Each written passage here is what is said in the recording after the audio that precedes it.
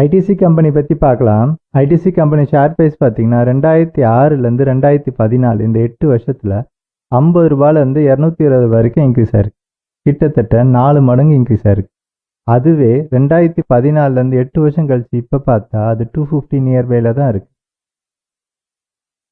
ITC annual report 2018 கடந்த 6 வருஷத்தில் tax 3 மடங்காக இன்க்ரீஸ் ஆயிருக்கணும். டேக்ஸ் 3 மடங்காக இன்க்ரீஸ் ஆகிருக்கணும். ரீசெண்டாக இன்ட்ரடியூஸ் பண்ண ஜிஎஸ்டிலையும் டேக்ஸ் இன்க்ரீஸ் பண்ணியிருக்கதா சொல்கிறாங்க. எப்போ? 2018. ITC annual report 2020 national calamity contingent டியூட்டின்னு 13% டேக்ஸ் இன்க்ரீஸ் பண்ணியிருக்காங்க. இது தண்டிக்கிற விதமாகவும் வேறுபடுத்தி பார்க்குற விதமாகவும் இருக்குது அப்படின்னு சொல்கிறாங்க. பொலிட்டிக்கல் ஐடியாலஜி பற்றி பார்க்கலாம். காங்கிரஸ் கட்சி பார்த்தீங்கன்னா சிகரெட் உடல் நலத்துக்கு கேடு அது மாதிரி விழிப்புணர்வு மெசேஜ் சொல்லுவாங்கன்னு சொல்லலாம்.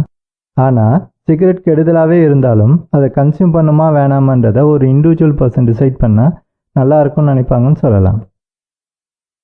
லிபரல் ஐடியாலஜி யூஸ் பண்ணுவாங்கன்னு சொல்லலாம். பிஜேபி பார்த்தீங்கன்னா 2003 சிகரெட் பொது இடங்களில் பிடிக்கக்கூடாதுன்னு சிகரெட் மற்றும் டுபாக்கோ ப்ராடக்ட்ஸுக்கு அட்வர்டைஸ்மெண்ட் போடக்கூடாதுன்னு சட்டம் கொண்டு வந்தாங்கன்னு சொல்லலாம். மினிஸ்டர் பிஎஸ் கோயல் என்ன சொல்கிறாங்கன்னா, ஒரு நாடாக இந்தியா ரொம்ப லிபரலாக இருக்க முடியாது சிகரெட் மற்றும் டுபாக்கோ ப்ராடக்ட்ஸுக்கு அப்படின்னு சொல்கிறாங்க. மினிஸ்டர் நிர்மலா சீதாராமன் என்ன சொல்கிறாங்கன்னா, எலக்ட்ரானிக் சிகரெட் உடல் நலத்துக்கு கேடு, அதனால் கவர்மெண்ட் அதை பேன் பண்ணுது அப்படின்னு சொல்கிறாங்க.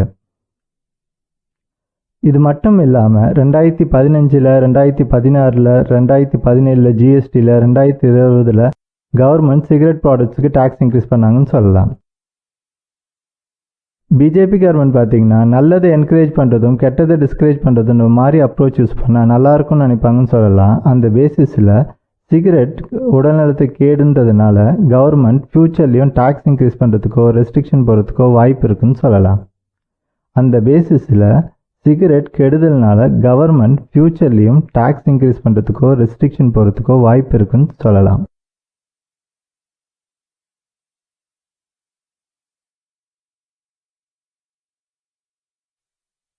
கவர்மெண்ட் டேக்ஸ் இன்க்ரீஸ் பண்ணுறது சிகரெட் கேட்டகரிலாம் ஒரு பக்கம் இருக்கட்டும், வேறு கேட்டகரி பிஸ்னஸ் பற்றி பார்க்கலாம். எக்ஸாம்பிளுக்கு இந்தியாவில் இப்போ 1 கோடி மக்கள் ப்ராட்பேண்ட் கனெக்ஷன் யூஸ் பண்ணுறாங்கன்னா 10 வருஷம் கழிச்சு 10 கோடி மக்கள் யூஸ் பண்ணுறதுக்கு வாய்ப்பு இருக்கா? 15 வருஷம் கழிச்சு 20 கோடி மக்கள் யூஸ் பண்ணுறதுக்கு வாய்ப்பு இருக்கானா? வாய்ப்பு இருக்குன்னு சொல்லலாம்.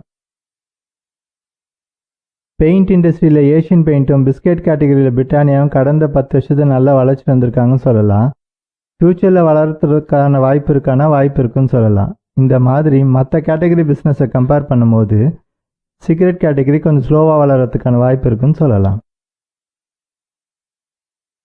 ஐடிசி கம்பெனியோட போன வருஷம் ப்ராஃபிட் பார்த்தீங்கன்னா 15,500 கோடி. அதில் சிகரெட் கேட்டகரியில் மட்டும் பார்த்தீங்கன்னா 13,500 கோடி, கிட்டத்தட்ட 85% சொல்லலாம். அவங்களோட சேல்ஸ் வந்து பார்த்தீங்கன்னா 53,000 கோடி. அதில் சிகரெட் கேட்டகரி மட்டும் பார்த்தீங்கன்னா 22,500 கோடி, கிட்டத்தட்ட 40% சொல்லலாம். நான் சிகரெட் கேட்டகரியில் பார்த்தீங்கன்னா அவங்க சேல்ஸ் வந்து பார்த்தீங்கன்னா 30,500 கோடி இருக்குது, கிட்டத்தட்ட 60% சொல்லலாம். இந்த நான் சிகரெட் கேட்டகரி பற்றி பார்க்கலாம். பேப்பர் அண்ட் பேக்கேஜிங் செக்மெண்ட்டில் ஐடிசி தான் இந்தியாவிலேயே நம்பர் 1 சொல்லலாம். இந்த செக்டாரில் ஒரு வருஷத்தில் அவங்க ப்ராஃபிட் வந்து பார்த்தீங்கன்னா 1000 கோடிக்கு மேலே இருக்குது. கடந்த 5 வருஷத்தில் பார்த்தீங்கன்னா இந்த செக்மெண்ட்டில் அவங்களோட ப்ராஃபிட் அண்ட் சேல்ஸ் கொஞ்சம் நல்லா இருக்குன்னு சொல்லலாம். ஃப்யூச்சர்லேயும் வளர்கிறதுக்கான வாய்ப்பு இருக்குன்னா வாய்ப்பு இருக்குன்னு சொல்லலாம். அக்ரி செக்மெண்ட்டில் கூட அவங்களோட சேல்ஸ் அண்ட் ப்ராஃபிட் கொஞ்சம் நல்லா இருக்குது. போன வருஷம் பார்த்தீங்கன்னா அவங்களோட சேல்ஸ் வந்து அதுக்கு முன் வருஷத்தோட டபுள் மடங்கு இன்க்ரீஸ் ஆகிருக்குன்னு சொல்லலாம். இதே மாதிரி ஃப்யூச்சரில் இன்க்ரீஸ் ஆகுமான்றது நம்ம வெயிட் பண்ணி தான் பார்க்கணும். ஹோட்டல் செக்மெண்ட்டில் பார்த்தீங்கன்னா அவங்களோட பர்ஃபார்மன்ஸ் வந்து கொஞ்சம் பிலோ ஆவரேஜாக இருக்குன்னு சொல்லலாம். எஃப்எம்சிஜி நான் சிகரெட் செக்மெண்ட் வந்து ஐடிசிக்கு ஒரு முக்கியமான கேட்டகரின்னு சொல்லலாம். இந்த கேட்டகரி அவங்க சேல்ஸ் வந்து 15,000 கோடி கிட்ட இருக்குது. எஃப்எம்சிஜி செக்மெண்ட்டில் இதெல்லாம் ஐடிசியோட பிராண்ட்ஸு, சன்ஃபீஸ், பிங்கோ, ஆசீர்வாத் இதெல்லாம். கவர்மெண்ட் டேக்ஸ் இன்க்ரீஸ் ரெஸ்ட்ரிக்ஷன் போட்டாலும் கூட அவங்களோட சேல்ஸ் ப்ராஃபிட் இன்க்ரீஸில் தான் இருக்குன்னு சொல்லலாம். அதனால் பெருசாக ப்ராப்ளம் எதுவும் இல்லை.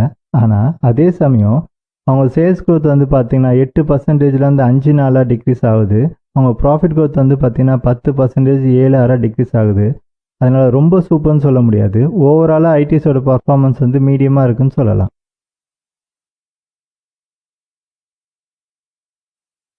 ஐடிசி கம்பெனிக்கு ஸ்டாப் லாஸ் பார்க்கலாம். சப்போஸ் கவர்மெண்ட் வந்து எலக்ட்ரானிக் சிகரெட் பேன் பண்ண மாதிரி எல்லா டைப் ஆஃப் சிகரெட்டும் பேன் பண்ணாங்கன்னா அது ஐடிசி கம்பெனிக்கு பெரிய நெகட்டிவாக இருக்குன்னு சொல்லலாம். ஐடிசி கம்பெனிக்கு 15,500 கோடி ப்ராஃபிட்டில் 13,500 கோடி ப்ராஃபிட் வந்து பார்த்தீங்கன்னா சிகரெட் பிஸ்னஸ்லேருந்து வருது. கவர்மெண்ட் சிகரெட் பிஸ்னஸ் பேன் பண்ணாங்கன்னா ஐடிசி கம்பெனியோட ப்ராஃபிட் பெரிய லெவலில் இறங்குன்னு சொல்லலாம். அவங்களோட ஷேர் ப்ரைஸும் $100 கீழே கூட போகிறதுக்கான வாய்ப்பு இருக்குன்னு சொல்லலாம். ஸ்டாப் லாஸ் ஒரு 138 ப்ரைஸில் வைக்கலாம். சிகரெட் பேன் பண்ணுறாங்கிற நியூஸ் வருதுன்னா அந்த நியூஸை கன்ஃபார்ம் பண்ணிவிட்டு எவ்வளோ சீக்கிரத்தில் விற்க முடியுமோ அவ்வளோ சீக்கிரத்தில் நான் விற்றுறேன்னு சொல்லுவேன். $200 $180 விற்றுறேன்னு சொல்லுவேன். 138 ஸ்டாப் லாஸ் ப்ரைஸ் வரைக்கும் நான் வெயிட் பண்ண மாட்டேன்.